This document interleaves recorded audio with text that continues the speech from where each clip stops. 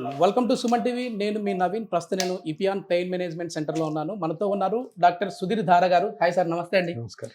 Sir, నిజంగా మిమ్మల్ని meet అవ్వడం అయితే నేను చాలా లక్కీ అనుకుంటా ఉన్నాను. ఎందుకంటే దాదాపుగా 5 సంవత్సరాల క్రితం నుంచి కూడా నేను మీ గురించి ఆర్టికల్స్ అన్ని చదువుతా ఉన్నాను, మ్యాగజైన్స్లో చూస్తూ ఉన్నాను. ఇప్పుడు వచ్చేసేసి డిజిటల్ మీడియాకి ఇంకా పూర్తి సుపరిచితం అయిపోయారు మీరు. సో ఇపియాన్ అంటే ఏంటి అని చెప్పేసి నేను గూగుల్లో సెర్చ్ చేశాను సార్.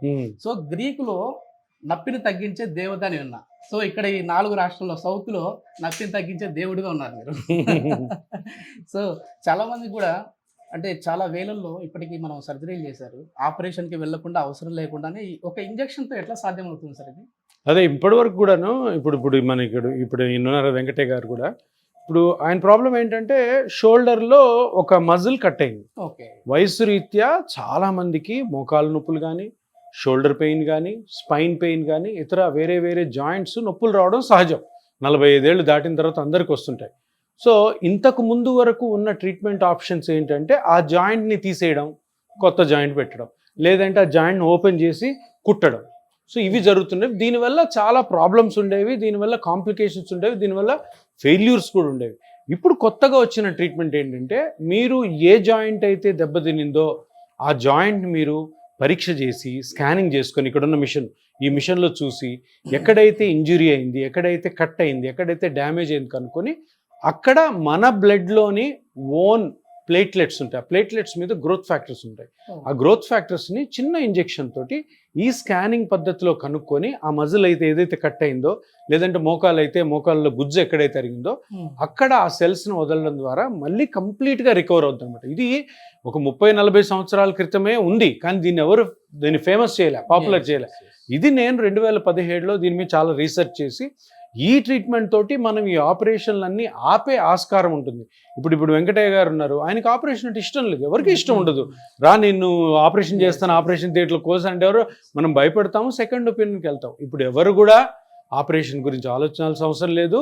ఈ plasma therapy are PRP therapy తోటి ఏ జాయింట్ కానీ, ఏ స్పైన్ కానీ, ఎక్కడ ఏ డ్యామేజ్ ఉన్నా కూడాను న్యాచురల్గానే మీ ఓన్ బ్లడ్తోనే మనం రికవర్ చేసుకోవచ్చు. ఎన్ని సిట్టింగ్స్ ఉంటాయి సార్ ఇది? సిట్టింగ్స్ అనేది అంతా కూడాను డ్యామేజ్ని బట్టి ఉంటుంది. ఇప్పుడు వెంకటయ్య గారికి మనం చూసినట్టయితే ఈయనకి ఒక మోడరేట్ లెవెల్లో ఇక్కడ సుప్రాస్పైనటస్ రొటేటరీ కఫ్ అని ఉంటుంది. ఆ మజిల్ పని ఏంటంటే చేయి పైకెత్తాడు, ఇట్లా పైకెత్తి మనం పనులు చేస్తూ ఉంటాం కదా. సో ఆ మజిల్ మనం ఈ పైకెత్తున్నప్పుడు ఓల్డ్ ఏజ్లో కానీ, షుగర్ ఉన్న పేషెంట్స్లో కానీ కారణాలు లేకుండా లేదంటే దెబ్బ తగిలితే అది కట్ అవుతుంది అన్నమాట. ఆ కట్ ఎంత అయిందని మన స్కానింగ్లో ఫస్టే ఇంజెక్షన్కి ముందే నిర్ధారించి దాని ప్రకారం సిట్టింగ్స్, ఈయనకి ఇప్పుడు 3 సిట్టింగ్స్ ఉన్నాయి, ఇది సెకండ్ సిట్టింగ్ అనమాట. సో ఈ సెకండ్ సిట్టింగ్లో మనము ఆయన బ్లడ్లోని సెల్స్ని తీసుకున్నాం ఆల్రెడీ. ఆ సెల్స్ని ఇప్పుడు మనం ఇక్కడ ఇంజెక్ట్ చేయబోతున్నాం అనమాట. సో ఇంజెక్ట్ చేసిన తర్వాత అందరూ ఏమనుకుంటారంటే ఇంజెక్షన్ చేయగానే అంతా అయిపోతుంది, నేను వెళ్ళిపోయి మళ్ళీ పనులు చేసుకోవడం కాదు, చాలా జాగ్రత్తలు ఉంటాయి. నా జాగ్రత్త ఏంటంటే ఇప్పుడు ఈయనకి ఇంజెక్షన్ చేసిన తర్వాత మళ్ళీ 15 రోజులకి పిలిచినప్పుడు మళ్ళీ స్కానింగ్ చేసి అది కరెక్ట్గానే అతుక్కుంటుందా, కరెక్ట్గానే అది స్ట్రెంగ్తన్ అవుతుందా లేదా అన్న విషయం మనం తప్పకుండా గమనించాలి. అది చూసి ఇప్పుడు వెంకటయ్య గారికి కూడా చెప్పాలని, చూసారా మీది ఇంత ఇంప్రూవ్ అయింది, ఇంకా ఇంప్రూవ్ అవ్వాలి. ఇదంతా స్లో ప్రాసెస్, అంటే టకామన్ మ్యాజిక్లా మంత్రంలాగా ఏం జరగదు. ఆ మజిల్ని మళ్ళీ ఇంప్రూవ్ చేసుకోవాలి. ఇంప్రూవ్ చేసుకోవడం కొన్ని చిన్న తప్పులు కూడా పేషెంట్స్ చేస్తుంటారు, అది మళ్ళీ కరెక్షన్ చేసుకోవాలి. మనం కరెక్షన్ చేసుకొని అట్లాగా ఎంత మటుకు అయితే దెబ్బతినిందా ఆ మజిల్ అన్ని సిట్టింగ్స్ ఉంటాయి. ఒకటి సింగిల్ సిట్టింగ్లో అవచ్చు, ఒక 2 అవ్వచ్చు, 3 అవ్వచ్చు, 4 అవ్వచ్చు అనమాట. సార్, చాలా వరకు కూడా పిఆర్పి ట్రీట్మెంట్ చేసే వాళ్ళ సంఖ్య పెరిగిపోయింది. ఎందుకంటే మీ శిష్యులే చాలా మంది ఉన్నారు, వేల సంఖ్యలో. సో వేరే చోటికి మనకున్న డిఫరెన్స్ ఏంటి సార్? అంటే ఒకటి ఏంటంటే ఇప్పుడు ఒక మంచి పని స్టార్ట్ చేసినప్పుడు మనల్ని ఫాలో అవుతారు చాలా మంది, కానీ ఒకటి మీరు గమనించాల్సిందంటే అన్ని చోట్ల కరెక్ట్గా ట్రీట్మెంట్ జరుగుతుందని మనము చూసుకోవాలి ముందే. అంటే అక్కడ కరెక్ట్ ఆ డాక్టర్ గారికి ఎక్స్పీరియన్స్ ఉందా, అక్కడ ఎక్కువ కేసెస్ జరుగుతున్నాయా, అక్కడ సక్సెస్ రేట్ ఉందా లేదా, అక్కడ ఫాలోఅప్ బాగుందా, వాళ్ళు ఇట్లాంటి మిషన్స్ చూస్ చేస్తున్నారా, ఆపరేషన్ థియేటర్లో చేస్తున్నారా, ఎంత ఎక్స్పీరియన్స్ ఉంది, ఎంతమంది పేషెంట్స్ బాగా అయ్యారు, ఆ ఇన్ఫ్రాస్ట్రక్చర్ బాగుందా లేదా అన్ని గమనించేసేస్తుంది. ఎందుకంటే ఇప్పుడు ప్రతి ఊర్లో కూడా స్టార్ట్ అయ్యి ఎక్కడైనా మీరు సరైన ఎక్స్పీరియన్స్ లేని డాక్టర్ దగ్గర, సరైన సిస్టమ్ లేని హాస్పిటల్లో చేయించుకుని మీకు మంచి జరగకపోగా చెడు జరిగే అవకాశాలు కూడా ఉంటాయి. అందుకని ఎప్పుడు కూడా selection of the doctor, selection of the hospital అనేది చాలా చాలా ఇంపార్టెంట్. నేను ప్రతి ఇంటర్వ్యూలో చెప్తుంటాను, మనం ఇది హెల్త్కి సంబంధించింది. మనం ఏదో ఒక సబ్బు కొనుక్కోవడము లేదంటే మనం ఏదో ఫేస్ క్రీమ్ కొనుక్కోవడము కాదు.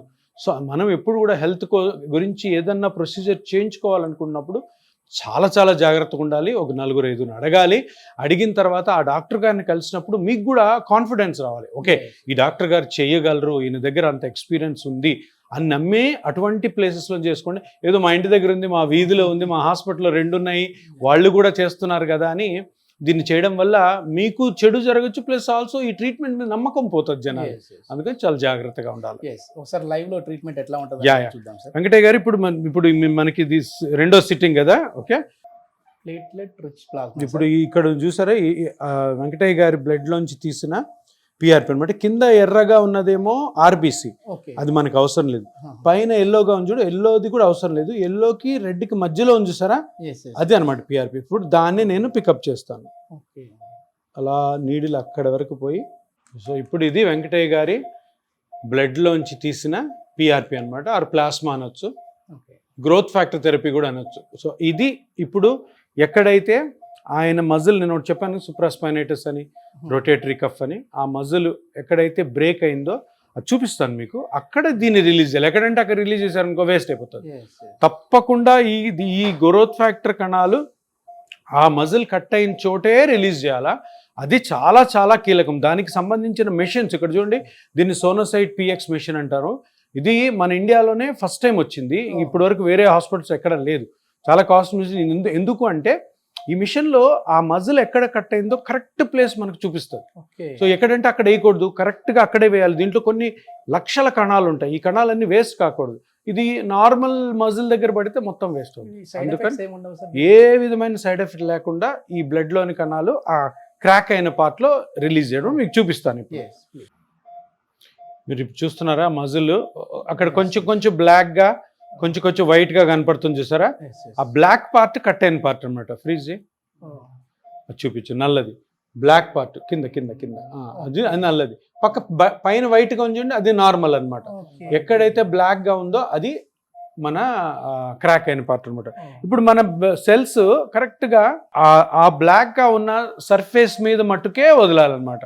మీరు ఎక్కడంటే అక్కడ వదిలితే వేస్ట్ అయిపోతుంది మళ్ళీ. సో నేను ఫస్ట్ ఇప్పుడు ఇది లోకల్ అనెస్థీషియా అనమాట. అంటే ఈ నొప్పి, ఈ చిన్న ఇంజెక్షన్ కూడా నొప్పి ఉండకుండా ఉండడం కోసము మనము ఈ ఇంజెక్షన్ ఇస్తాం. చిన్న ఇంజెక్షన్ అండి వెంకటయ్య గారు, చిన్న ఇంజెక్షన్, చిన్న చీమ కుట్టినట్టు ఉంటుంది అంతే. చూసారు అక్కడ తెల్లగా కనపడుతుంది వెంకటయ్య గారు, అదే సూది. చూడండి అంతా మనము ఎక్కడైతే ఇవ్వాలో ఆ మిషన్ మొత్తం మనకు చెప్తా ఉంటుంది. బ్లైండ్గా ఇచ్చేది కాదు ఇది. చూస్తున్నారు కదా, ఆ నీడిల్ చూస్తున్నారు కదా, ఇదేమో ఇప్పుడు లోకల్ అనెస్థీషియా అనమాట నేను ఇచ్చేది మీకు. తర్వాత సూది ఎప్పుడైతే పెడతానో అది నొప్పి లేకుండా ఉండేదానికి. ఇదంతా మొద్దుబారి చేస్తే మొత్తం కనపడుతుంది. అంటే ఎక్కడ రాంగ్ పోకూడదు. నేను అన్నాను కదా ఇంతకుముందు, మీరు ఎక్కడంటే అక్కడ పిఆర్పి చేసుకున్నాను, ఈ ఎక్విప్మెంట్ అంతా ఉండదు. ఉండనప్పుడు ఏమవుతుందంటే చేయించుకుంది వేస్ట్ అవుతుంది, మీ డబ్బులు వేస్ట్ అవుతాయి, మీకు ఏదైనా కాంప్లికేషన్ కూడా రావచ్చు. ఏమంటారు వెంకటయ్య గారు? సో అందుకని ఇంత కరెక్షన్ ఉండాలి, ప్రిసైజన్ ఉండాలన్నమాట. అంటే ప్రిసైజ్గా ఎక్కడ ప్రాబ్లం ఉందో అది తెలుసుకొని చేయడము. మళ్ళీ తర్వాత మీరు నెక్స్ట్ స్కానింగ్ వచ్చినప్పుడు అందులో ఎంత ఇంప్రూవ్మెంట్ ఉందో అది కూడా నేను కనుక్కోవాలి, అది మీకు చూపించాలి. అప్పుడే నేను కరెక్ట్గా చేసినట్టు అవుతుంది. అప్పుడు ఈ ప్లాస్మా థెరపీకి ప్లస్ పిఆర్పికి ఒక మంచి పేరు వస్తుంది. ఆపరేషన్లనే మనం ఆపచ్చు. అర్థమైంది కదా? ఇప్పుడు వెంకటయ్య గారు వెళ్ళి 4 చెప్తారు, చూడండి ఈ ట్రీట్మెంట్ ఇలా చేస్తారు. సో అంటే ఎంత పబ్లిక్లో అవేర్నెస్ వస్తుందో అంత కాంప్లికేషన్స్ మనము సర్జరీ వల్ల జరిగే కాంప్లికేషన్ ఆపేయచ్చు అనమాట. మీ దగ్గరికి వచ్చే బిఫోర్ మీ క్లయింట్స్తో నేను పేషెంట్ కూడా అనట్లేదు సార్, వాళ్ళు క్లయింట్స్ అంటా ఉన్నారు. క్లయింట్స్ అంతే జబ్బు కాదు కాబట్టి హెల్దీగా తయారవుతా ఉన్నారు. సార్ మాకు సర్జరీ అన్నారు, మోకాళ్ళ ఆపరేషన్ అన్నారు, మేము భయపడిపోయాము, 65 సంవత్సరాలు నా వయసు అన్నారు. సో అట్లాంటి ఆయన ఇప్పుడు మరి మీరు లేచి కూర్చుంటారా సార్ అని అడిగారు. ఆయన బ్రహ్మాండంగా కూర్చుంటాను సార్ అని కూర్చున్నాడు. ఇప్పుడు ఇది మెయిన్ నీడిల్ వెంకటయ్య గారు, కనబడుతుంది కదా తెల్లగా, ఇది అక్కడికి పోతుందా క్రాక్ దగ్గరికి. ఓకే ఇగో పోతుంది చూడండి, పోతుందా, మూవ్ అవుతుందా. అక్కడ నేను మీ పిఆర్పి కానీ ఆ గ్రోత్ ఫ్యాక్టర్స్ కానీ వదలాలి. చూడండి ఎంత నీట్గా వెళ్తుందో నీడిల్. సో అది ఆ ఏరియాకి పోవాలి. ఇప్పుడు మనం కరెక్ట్ ప్లేస్లో ఉన్నాం. ఇక్కడ ఎంత బాగా కనపడుతుంది చూసారా నీడిల్, కనపడుతుంది కదా. సో ఆ నల్ల ప్లేస్లోకి వెళ్ళామా, మీ క్రాక్ అక్కడే ఉంది కదా, ఇప్పుడు ఇక్కడ నేను దీన్ని వదులుతాను అనమాట.